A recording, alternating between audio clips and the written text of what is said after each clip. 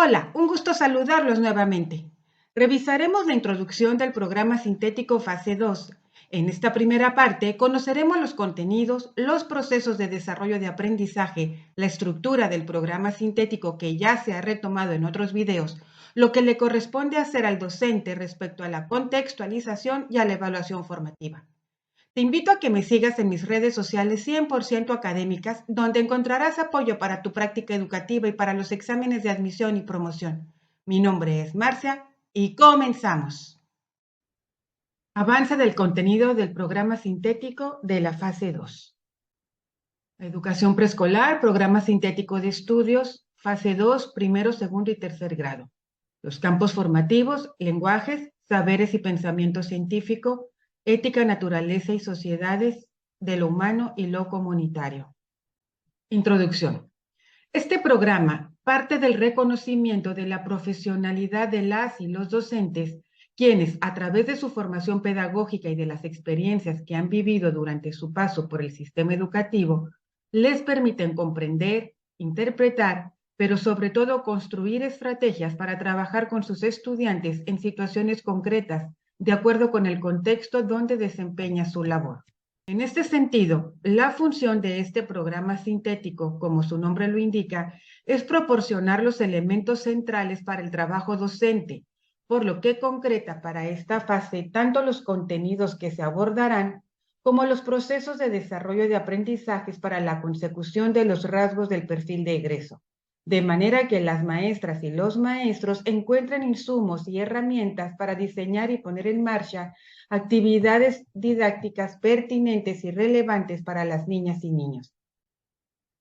Reconocemos que en un país tan complejo y diverso como es el nuestro, no hay una forma particular que permita a todos los docentes del país desarrollar los contenidos curriculares. De esta manera, corresponde a cada docente, a partir de su contexto, elegir y determinar cuáles son las actividades posibles, viables y valiosas que sus alumnas y alumnos en forma individual, por equipos, con ayuda de sus madres, padres o tutores puedan realizar, tales como buscar información en su entorno a través de todas las formas que pueda identificar, hacer entrevistas presenciales o por teléfono, allegarse a información de noticias verbales que circulan en las redes, que se encuentran en los medios, entre otras múltiples formas. El trabajo colegiado entre docentes, madres y padres de familia, así como miembros de la comunidad donde sea factible, representan varias de las diversas opciones en las que se puede apoyar. Lo anterior es posible, pues sabemos de las diversas formas en las que cada docente estableció mecanismos para comunicarse y atender a sus estudiantes durante el periodo de confinamiento a raíz de la pandemia de COVID-19. Es una evidencia de la capacidad de autonomía profesional que siempre han tenido y que es importante no perder después de esta experiencia que afectó a todo el sistema educativo. En este tenor y sin ser indicativos, algunos principios didácticos que pueden orientar el trabajo que realice con sus estudiantes son: Principios didácticos, Programas Sintéticos 2022. El trabajo pedagógico es fundamentalmente un encuentro entre personas que reconocen sus potencialidades, singularidades y condiciones, mediados por múltiples saberes y sus condiciones materiales de existencia. El trabajo didáctico es una tarea compleja que requiere el compromiso de todas las personas involucradas, docentes, alumnado, madres y padres de familia, así como directivos. El aprendizaje se realiza en una construcción con las otras y otros, en diálogo. Se tienen que encontrar las formas como adecuar el mobiliario escolar para que las y los alumnos puedan interactuar cara a cara. El trabajo didáctico requiere que la y el alumno construya la tarea de aprendizaje con un proyecto personal. El aprendizaje se construye a través de múltiples interacciones: docentes-estudiantes, estudiantes-estudiantes, contenidos-problema, actividades individuales y colectivas, actividades, contenidos-problema, realidad. Todo aprendizaje requiere de esfuerzo, lo que no significa crear dificultades en las tareas demandadas. pero al mismo tiempo requiere satisfacción personal y colectiva y lograr la experiencia de éxito en el trabajo o entender en dónde estuvieron las dificultades que se enfrentaron. La actitud del estudiantado para el aprendizaje mejora cuando se reconocen sus aciertos por pequeños que sean, para permitirle analizar lo que queda pendiente por alcanzar. Corresponde a la y el docente decidir el momento en que una dificultad de aprendizaje reclama realizar un abordaje específico desde la lógica de las disciplinas. Con estas ideas y sugerencias generales, se presentan los elementos que forman la estructura del programa sintético de contenidos. En primer lugar, el panorama de los contenidos de la fase en sus 4 campos, en tanto visión general que las y los docentes de primero, segundo y tercer grado de preescolar tendrán a bien desarrollar. Lo anterior es una invitación al trabajo colegiado y la posibilidad de que la integración curricular que se propone en este plan de estudios pueda operarse en distintos espacios, pero de manera central en las sesiones de consejo técnico. Después se presenta un panorama de los campos y sus contenidos de toda la fase y como siguientes apartados se exponen los 4 campos formativos: lenguajes, saberes y pensamiento científico, ética y naturaleza y sociedades, de lo humano y lo comunitario. Cada uno con sus respectivos elementos: descripción general del campo formativo, finalidades del campo formativo para preescolar, primaria y secundaria, especificidades del campo para la fase 2, contenidos y procesos de desarrollo de aprendizaje del campo formativo. También este documento nos hace algunas anotaciones sobre la evaluación formativa y la calificación, y dice lo siguiente. El plan de estudios al que pertenece este programa busca superar la confusión histórica que existe entre asignar un número, un valor o medir y la evaluación desde una perspectiva didáctica. Esta confusión ha generado que cuando se expresa que se realiza una evaluación, en realidad lo que se emite es un juicio, la mayoría de las veces en forma numérica, sin trabajar la plenitud que el concepto de evaluación y en particular la potencialidad que la evaluación formativa ofrece para analizar, impulsar y mejorar los procesos vinculados a la formación y al aprendizaje. De ahí la necesidad de establecer una clara diferenciación entre ambos procesos. Sobre la evaluación formativa.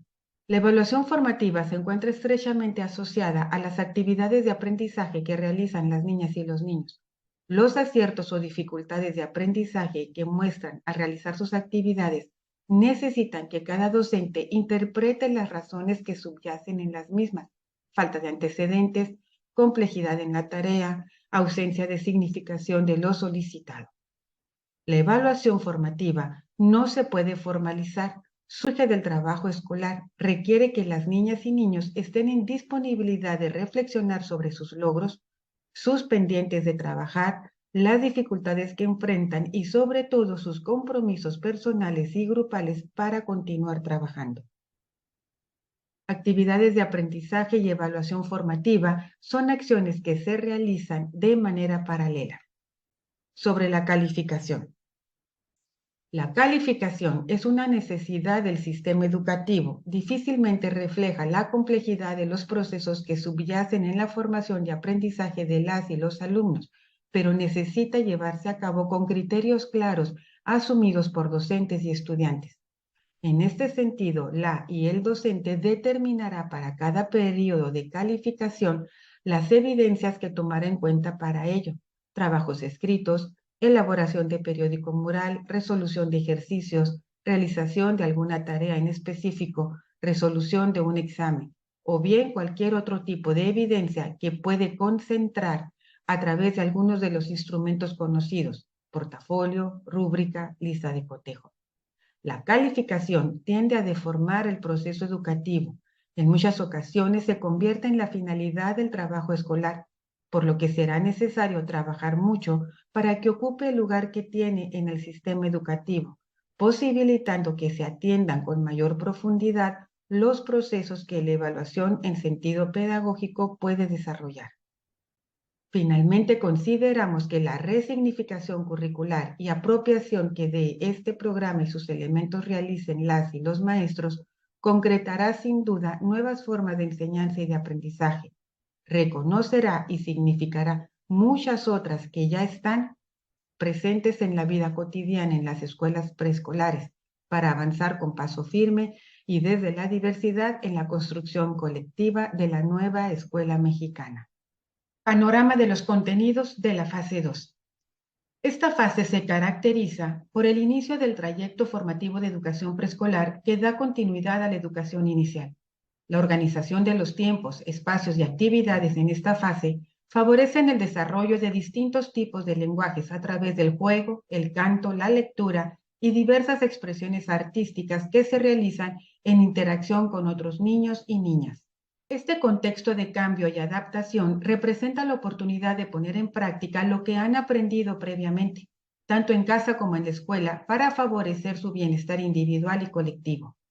Los conocimientos, saberes y experiencias para el desarrollo de los aprendizajes que componen esta fase permiten la articulación de saberes y experiencias y son motores del aprendizaje, los cuales pueden estar ligados a situaciones o problemáticas que definan las y los maestros para el proceso de enseñanza y aprendizaje. Además, serán la base para el proceso de contextualización, apropiación y resignificación que habrán de realizar conjuntamente las y los docentes con sus estudiantes. Como podrá observarse, los contenidos y los procesos de desarrollo de aprendizaje son un componente del currículo que permite organizarlo de manera tal que son referentes en la construcción de actividades de aprendizaje conjuntamente con los saberes docentes, comunitarios y estudiantiles, así como el contexto escolar.